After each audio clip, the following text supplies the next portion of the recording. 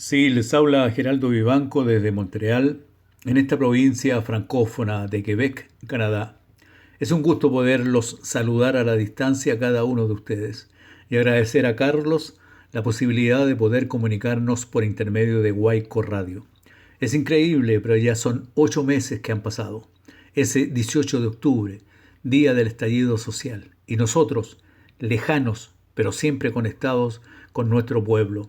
Empezamos a recibir noticias, ya sea de los medios o ese contacto directo de un familiar, una amiga, un amigo que nos informaba que una amplia mayoría del pueblo chileno, representado por estudiantes, movimientos sociales, ecologistas, feministas, pensionados, grupos de diversidad sexual y pueblos originarios, se manifestaban en contra del sistema económico imperante y reclamaba, mediante una decisión soberana, cambiar la constitución legada por la dictadura después del golpe de Estado de 1973 por un programa de sociedad inclusiva y solidaria, donde haya redistribución de la riqueza, justicia social, resguardo de los recursos naturales y todo lo exigido por tantos y tantos años.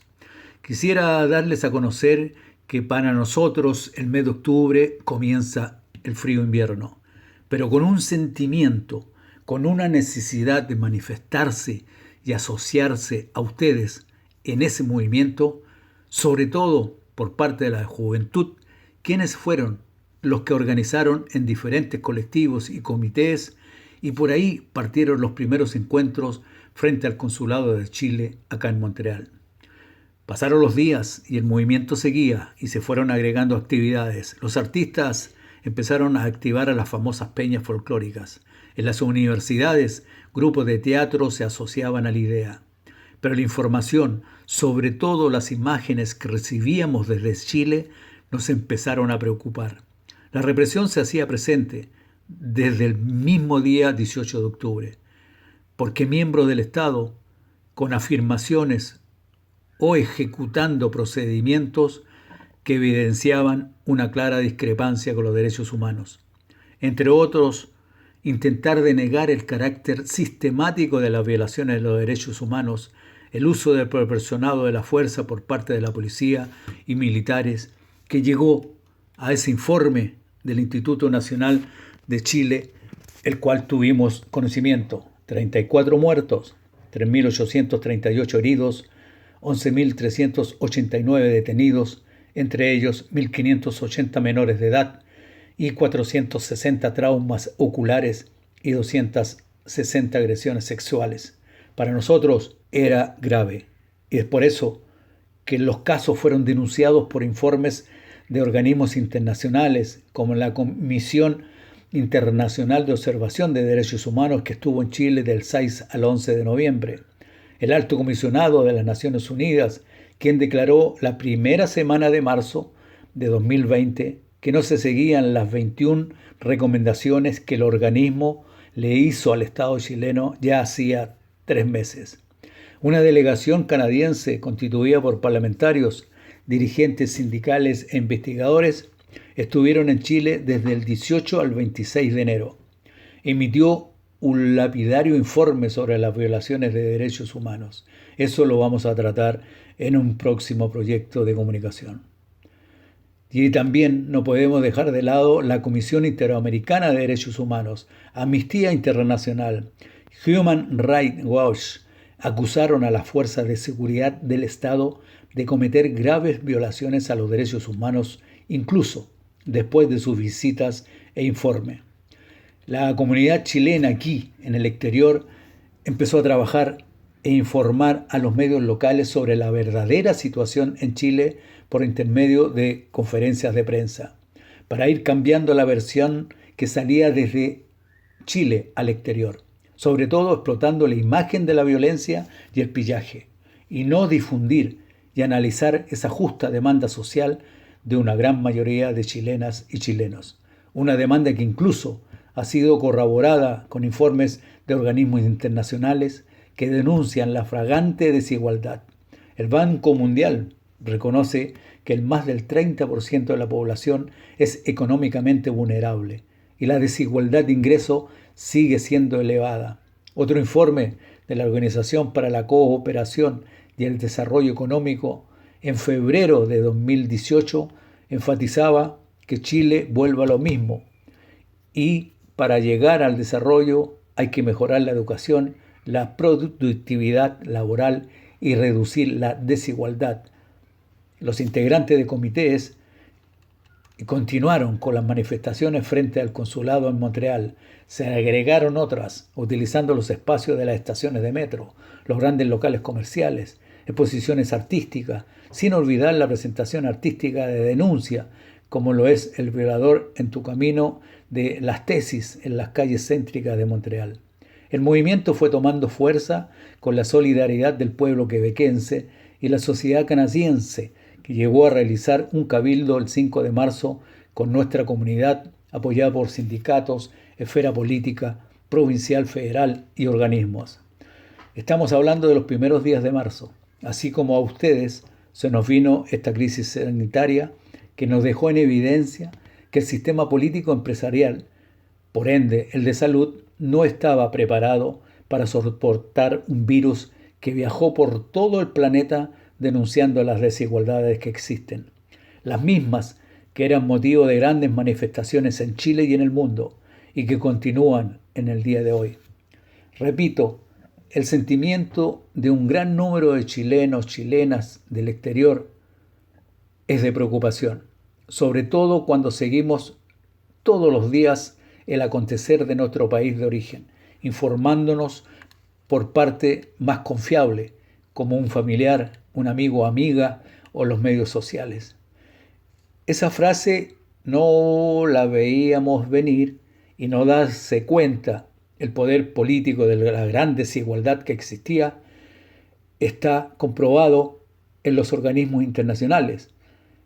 Y les menciono solamente un estudio. El programa de las Naciones Unidas, en mayo de 2018, ya titulaba el estudio Desigualdades, orígenes, cambios y desafíos de la brecha social en Chile.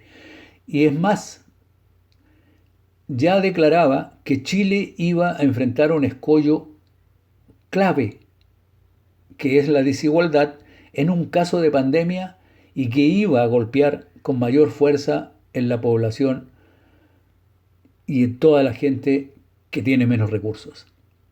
Y así como se ha constatado que el Estado chileno no tomó en consideración las recomendaciones de los organismos de derechos humanos concernientes a la represión sistemática, menos ha tomado en consideración lo expuesto en las obligaciones de un estado de excepción, producto de la pandemia. En lo que se refiere a los pactos internacionales de derechos civiles y políticos inscritos, un Estado puede invocar la salud pública para limitar el ejercicio de ciertos derechos. Las medidas restrictivas propuestas deben cumplir con estándares internacionales. En el caso del COVID-19, parece legítimo, no debe esconder ni ocultar otras motivaciones ilegítimas, ni abrir la puerta a medidas ilegales, abusivas o arbitrarias. En estas circunstancias, en comunicación con Abogados Sin Fronteras de Canadá, nos recuerda que incluso en caso de declaración de estado de excepción, un Estado no puede en ningún momento y por ningún motivo suspender, entre otros, el derecho a la vida, el derecho a no ser sometido a torturas, ni a tratos o penas crueles, inhumanas o degradantes, el derecho a la libertad de pensamiento, conciencia y de religión. El primer caso del virus supimos que se confirmó en Chile el 3 de marzo y el gobierno declaró estado de excepción el 18 de marzo, con la presencia de militares armados en las calles del país. En tiempos de pandemia, el gobierno ha priorizado reforzar la represión con más tecnología de seguridad y material disuasivo, mejor dicho, represivo, y estamos conscientes de las acusaciones que existen en ese respecto. Y para escapar el gobierno de la justicia, se presentó un proyecto de ley para alterar de manera sustancial el acuerdo suscrito por Chile para dar reconocimiento jurídico a la Corte Penal Internacional con sede en La Haya. Pero ¿para qué traspasar el poder de las Fuerzas Armadas en plena pandemia? Si en los días que todo esto comenzó se debía haber confiado en la prevención y detener el COVID-19 a los especialistas, al colegio médico, personal de salud, científico, incluso alcalde que están más cerca de los dirigentes sociales y de la gente, como la Mesa de Unidad Social, que desde el primer día tuvieron que exigir al gobierno tomar medidas sanitarias de urgencia, que fueron negadas, como la cuarentena de la región metropolitana para poder testear y seguir contagios.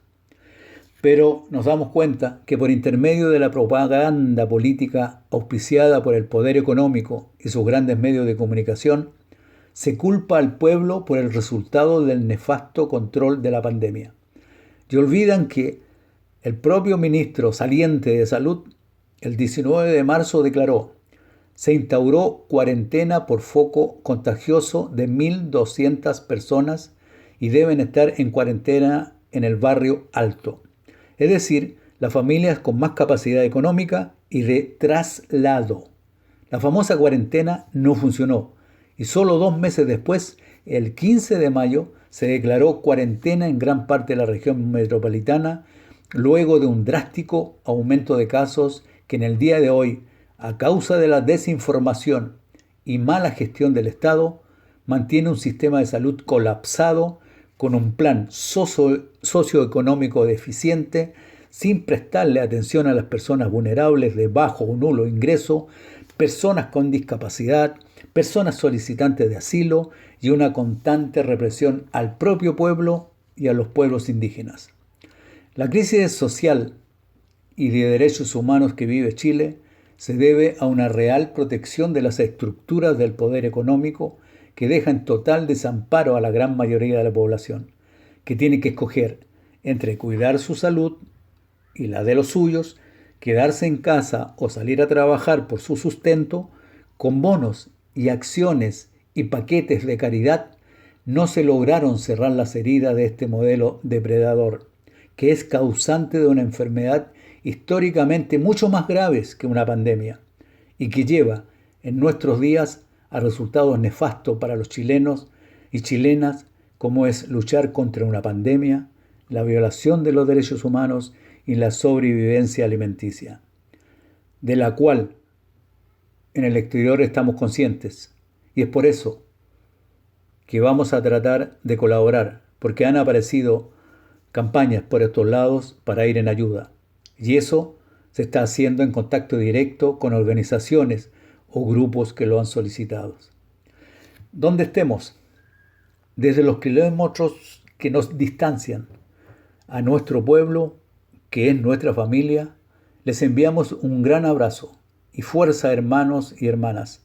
Estamos con ustedes, con sus luchas, y que pronto se cumplan sus objetivos de tener una sociedad justa, inclusiva y solidaria. Desde Montreal para Radio Huayco, Geraldo Vivanco, gracias y estaremos en contacto.